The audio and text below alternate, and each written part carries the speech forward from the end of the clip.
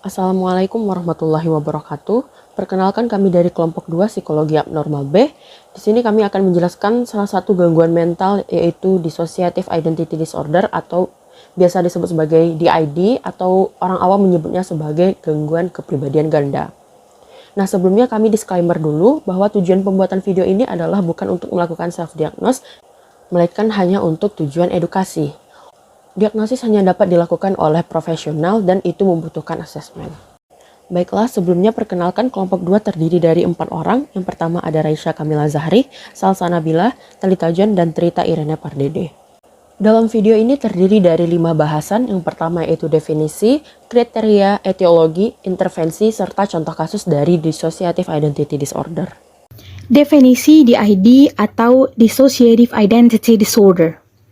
DID adalah salah satu gangguan disosiatif yang mengakibatkan gangguan pada kepribadian dan juga memori seseorang. Menurut DSM-4 Text Revision, individu dengan gangguan tersebut memiliki setidaknya ada 2 kepribadian yang terpisah, yang melibatkan cara berpikir, merasa, dan bertindak yang berbeda dan terdapat dalam diri individu secara independen antara satu kepribadian dengan yang lain. Hal tersebut muncul dan hilang dalam waktu yang berbeda. Alter utama atau kepribadian utama mungkin sama sekali tidak menyadari bahwa alter lain itu ada. Dan mungkin juga tidak memiliki ingatan sama sekali tentang apa yang dilakukan dan dialami oleh alter lain itu ketika mereka sedang memegang kendali. Gangguan ini biasanya muncul selama masa kanak-kanak, tetapi jarang terdiagnosa sampai di usia dewasa. Pada beberapa kasus, ditemukan bahwa hal-hal seperti makanan kesukaan, keahlian tangan, kebiasaan, alergi pada makanan atau minuman tertentu, dan hal lainnya itu sangat berbeda jauh antara satu kepribadian dengan kepribadian lain. Selain kriteria tersebut, umumnya penderita DID juga mengalami beberapa gejala seperti sakit kepala, halusinasi, percobaan bunuh diri, dan juga perilaku self-injury. Adapun diagnosa lain yang juga sering muncul bagi penderita DID yakni ada post-traumatic stress disorder atau gangguan stres pasca trauma, lalu major depressive disorder atau gangguan depresif mayor, dan juga somatic symptom disorder atau gangguan somatisasi. Dari penjelasan terkait DID tersebut, dapat dikatakan bahwa gangguan ini bukanlah gangguan yang sederhana, dan gangguan ini mampu menghambat fungsi sehari-hari dari penderitanya. Selanjutnya mengenai kriteria diagnosis Dissociative Identity Disorder atau DID. Nah, menurut DSM-5 terdapat beberapa kriteria diagnosis untuk DID. Yang pertama, terjadinya kerusakan atau gangguan identitas yang ditandai dengan adanya 2 jenis atau lebih kepribadian yang berbeda. Nah, gangguan ini meliputi ketidaksinambungan antara perasaan dan tubuh, serta perubahan perilaku, kesadaran, memori, persepsi, kognisi, dan atau fungsi sensorik motorik. Tanda-tanda ini dapat dilihat oleh individu itu sendiri maupun orang-orang di sekitar individu. Yang kedua adalah ketidakmampuan dalam mengingat peristiwa sehari-hari, informasi pribadi yang penting, atau peristiwa yang menimbulkan rasa trauma. Yang ketiga, mengakibatkan tekanan atau kerusakan dalam berbagai area keberfungsian individu seperti sosial, pekerjaan, dan sebagainya. Yang keempat, gangguan yang dirasakan bukan merupakan sesuatu yang dianggap normal atau lumrah oleh budaya maupun agama. Dan yang terakhir, gejala yang muncul bukan merupakan akibat fisiologis dari penggunaan zat atau kondisi lainnya. Selanjutnya, etiologi dari Dissociative Identity Disorder. Menurut Kring DKK 2012, terdapat 2 teori utama mengenai etiologi DID. Yang pertama yaitu post-traumatic model, yang dimana menurut teori ini DID dapat terjadi ketika individu melakukan disosiasi untuk mengatasi trauma yang dialaminya. Kondisi inilah yang dianggap sebagai faktor utama yang menyebabkan seseorang mengembangkan berbagai bentuk kepribadian setelah mengalami peristiwa traumatis. Nah, hal ini tuh dibuktikan oleh studi kasus yang dilakukan oleh Uchinuma dan Sekine pada tahun 2000 kepada seorang laki-laki Jepang yang dalam waktu kurang dari 1 tahun telah membunuh 4 orang wanita.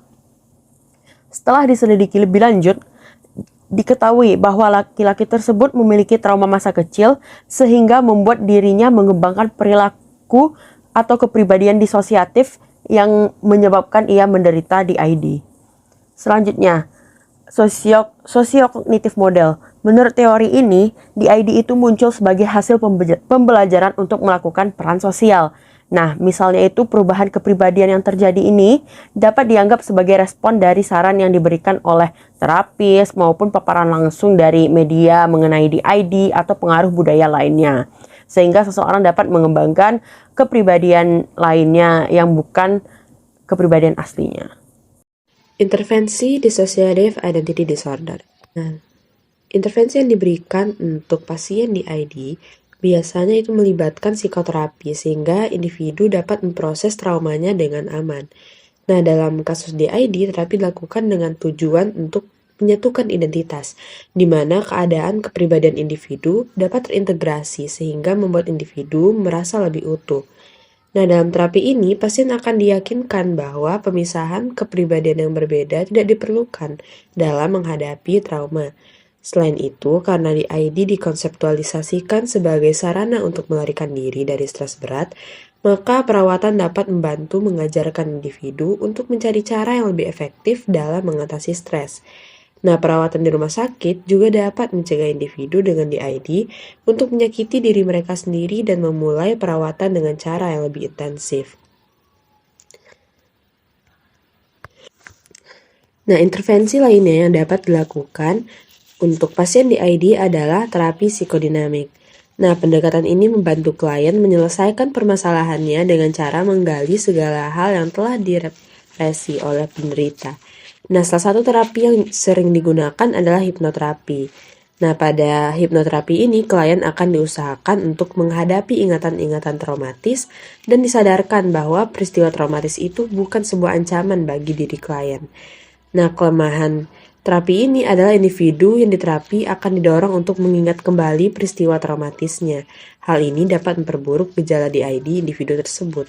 Selain itu, dikarenakan langkanya kasus DID mengakibatkan masih kurangnya bukti-bukti ilmiah yang menginformasikan terkait hasil pengobatan yang dilakukan.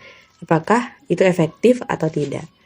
Nah, pada sebagian besar kasus DID juga disertai dengan kecemasan dan depresi, sehingga hal ini terkadang dapat dikurangi dengan obat antidepresan. Nah, namun obat-obatan ini tidak memiliki pengaruh terhadap DID itu sendiri. Fania adalah mahasiswi di kampus X yang berusia 20 tahun. Ia tinggal merantau di kota X seorang diri, di mana seluruh biaya perkuliahan ditanggung oleh paman dan bibinya.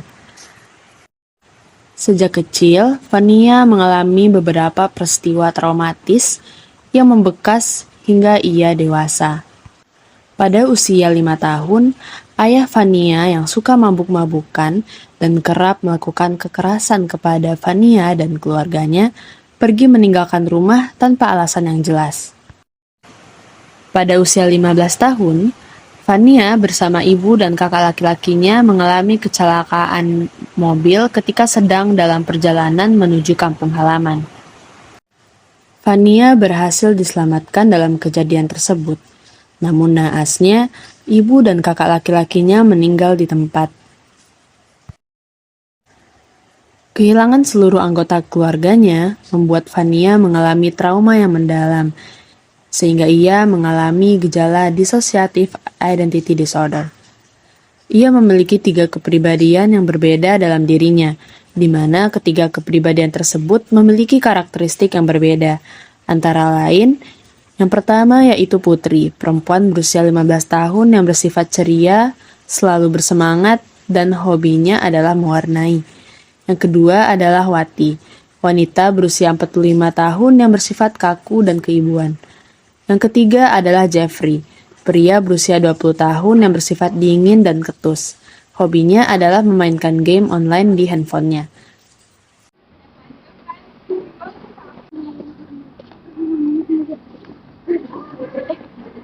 Fania nggak sih? Oh iya. Wulan, Nami. Pas banget ya kita ketemu di sini. Iya, bisa juga kita barengan. Oh iya, BTW tumben kamu kelihatan hari ini lebih semangat nggak kayak biasanya. Lagi happy karena apa nih? Apa iya? Mungkin karena lagi panas banget kali ya, jadi kayak semangat gitu. Iya sih, emang lagi panas. Mau diskusi di tempat teduh aja nggak? Nah iya, mungkin kayaknya di gazebo itu lagi kosong, terus agak adem juga ada kayaknya. Boleh setuju. Gazebo aja. Ayo, ayo.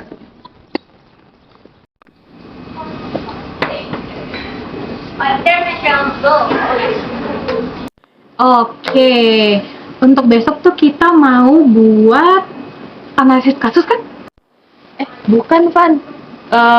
Tugas kita sekarang ini poster. Kalau yang analisis kasus itu udah dibahas di pertemuan minggu lalu. Oh iya ya? Oh, aku nggak ingat sama sekali, lupa. Berarti kalau bukan analisis kasus, tadi Wulan bilang poster. Oh, poster kita tentang HAM. Kalau HAM itu kita bahas tentang apa? Kalau tentang HAM, setahu aku biasanya bahas tentang kayak definisi, macam-macam, landasan hukum, terus apa lagi ya? Kayaknya bisa ditambah sama sejarah perkembangan HAM di Indonesia juga sih kayaknya. Oh iya, itu penting juga sih. Sip, aku catat. Ada lagi guys? Kayaknya segitu cukup sih. Nanti sekarang kita tinggal bagi tugas aja. Oke, besok itu kita perlu bawa kertas karton, gunting, alat tulis, spidol warna, sama printout materi. Ada yang mau pilih duluan guys? Mau bawa yang mana? Aku mau bawa spidol warna, terus tuh mau bawa kertas karton. Soalnya gue tuh mau ngeluarin jiwa-jiwa seni yang udah terpendam lama gitu loh di diri gue.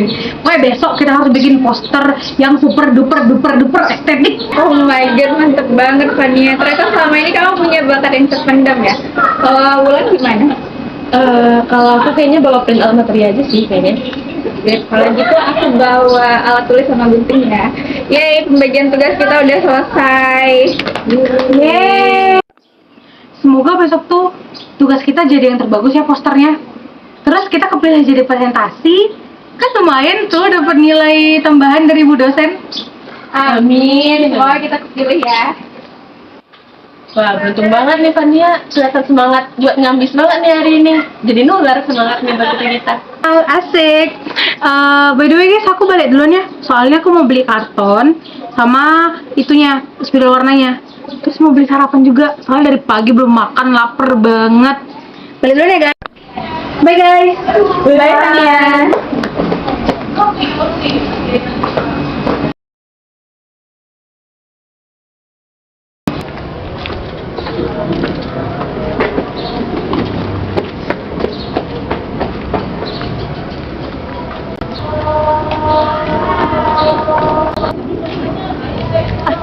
Ini saya mengapa memegang belanjaan ya? Wih, rajin banget ya. Bisnis seperti kamu langsung ke pasar. Oh iya, Van, kamu tadi udah jadi beli kertas karton sama spidol warna kan? Karton, spidol warna. Iya. Itu lah yang kita diskusin tadi siang. Rasanya saya baru dari pasar saja. Sebelumnya tidak ada ke fotokopi untuk membeli hal tersebut. Sama apa sih kamu, Van? Pokoknya jangan sampai lupa ya, kertas karton sama spidol warna. Tugas kita tergantung sama kamu loh.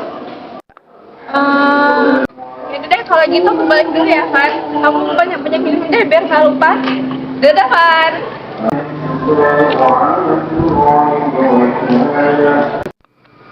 Tadi anak perempuan itu siapa ya? Rasanya aku tidak mengenalnya. Terus tentang dia berbicara mengenai kertas dan juga fotokopi itu apa? Mungkin aku sudah menjadi pelupa.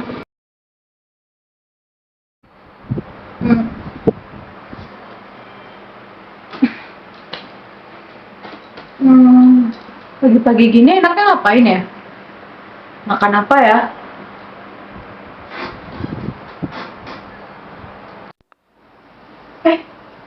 Ini Ami Wulan ternyata banyak nelpon. Aku telepon balik aja kali ya. Halo Wulan, sorry ya tadi nggak kejawab, aku baru bangun, maaf ya. Ada apa tuh? Oh ini Ivan, aku sama Ami udah di kampus nih, udah beberapa menit yang lalu. untuk diskusi kita. Cepetan kesini ya, kan? Oh iya, diskusi Pancasila kan? Iya, benar. Oke, bentar, aku siap-siap dulu. Iya, kan? Ya, aku mau bawa sesuatu nggak sih kemarin? Iya, jangan lupa bawa kertas karton sama Pak Ryan ya, kan? Untuk ininya, tugasnya. Oke, siap. Aku buru-buru banget. Mending cepet-cepet nih. Oke, siap. Dah, bye. Oke. Tunggu ya.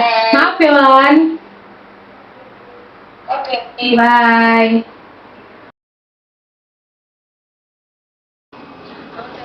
Kan sini kan? Duduk kan? Syukurlah kamu datangnya nggak terlalu telat ya, Van. Beneran cepet nih tadi beres-beresnya berarti. Guys, kita mulai bikin tugasnya. Kita gunting-gunting dulu printout materinya. Materinya aman kan, Wan? Aman. Oh iya, Van, kertas karton sama krayonnya sekalian dikeluarin sekarang aja biar bisa kita sekalian atur tata letak materinya nanti. Wan, mana? Kamu dengar nggak sih apa yang dibilang Wulan? Apa sih, ganggu aja. Itu loh, tadi Wulan minta kamu keluarin kertas karton sama pensil warnanya. Kertas karton, krayon. Ngapain gue bawa gituan? Bukannya kamu yang ngajuin diri buat bawa itu kemarin, Van? Ya nih kan kemarin kamu juga udah ngikutin kamu pas depan kelasan kamu. Jadi kan lupa. Dari tadi ganggu banget deh. Kalian berdua dari tadi ngomongin apa sih? Kertas karton, krayon tuh gue gak peduli ya. Gak usah ngomongin yang kemarin-kemarin. Terus dari tadi, Van.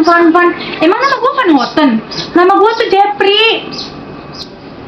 Wah, terus gimana dong, Van? Terus ini sebelah kita gimana? Menurut gue tahu sana. Oh, tetap gitu sih, Van. Dia baru pertama kali kamu kayak gini. Iya loh, Van. Kamu juga nggak seharusnya ngomong kayak gitu. Alah, udah gue cabut aja lah. Pada gak jelas. Bye.